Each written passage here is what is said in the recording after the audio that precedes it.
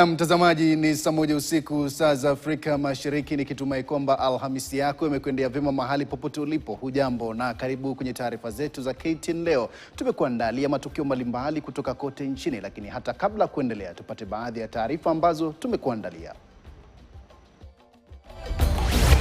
Ni pigo kwa serikali baada ya mahakama ya juu kutoa uamuzi kuwa utekelezwaji wa bima ya kitaifa afya SHA ulikuwa kinyume na sheria. The adults listening to you are embarrassed. You are a poor representation of our generation, and we are struggling to identify with you.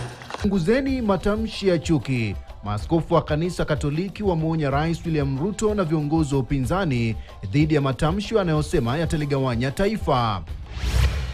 Kenya hupoteza kina mama 15 na watoto wachanga 92 kila siku kutokana na sababu ambazo zingezuiwa.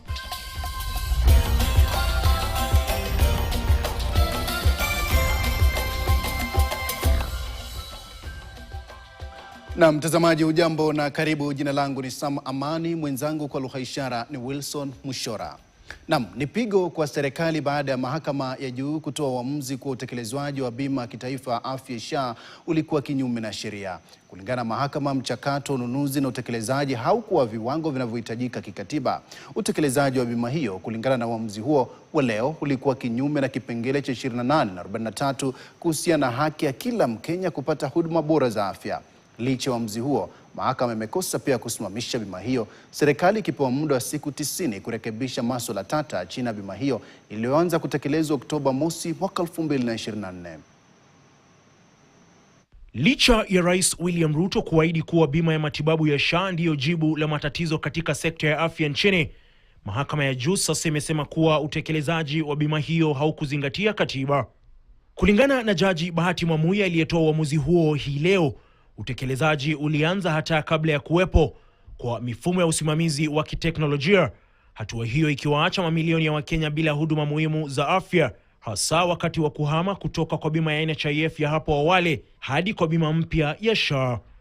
Kwenye uamuzi wake, Jaji Mwamuyi alidokeza kuwa kwenye miezi ya kwanza ya utekelezaji wa bima hiyo, Wakenya wengi walikosa kupata huduma muhimu za afya, na kuwa serikali ilifeli kuhakikisha kuwa kila Mkenya anapata huduma za afya kama ilivyoratibiwa kwenye katiba. Mahakama vile ilipata ukosefu wa uwazi kwenye mkataba wa kuzawadiwa kwa kampuni ya Safaricom kwenye ununuzi wa mfumo wa kidijitali ambao ni nguzo ya bima ya SHIF. Licha ya uamuzi huo, Jaji Bahati Mwamuyi alidinda kusitisha utekelezaji wa bima ya SHIF, Mwamuyi akidokeza kuwa tayari takriban Wakenya milioni 18 tayari wamejisajili na wanapata huduma za afya. Hivyo basi, kusitishwa kwa bima hiyo kungelemaza utoaji wa huduma za afya nchini. Kutokana na uamuzi huo, mahakama imeipa serikali kupitia Wizara ya Afya siku 90 kubuni mikakati itakayolainisha mifumo ya teknolojia na usimamizi na kuhakikisha kuwa kila Mkenya anapata huduma za afya bila ya ubaguzi. Ian Kitani, runinga ya KTN, Nairobi.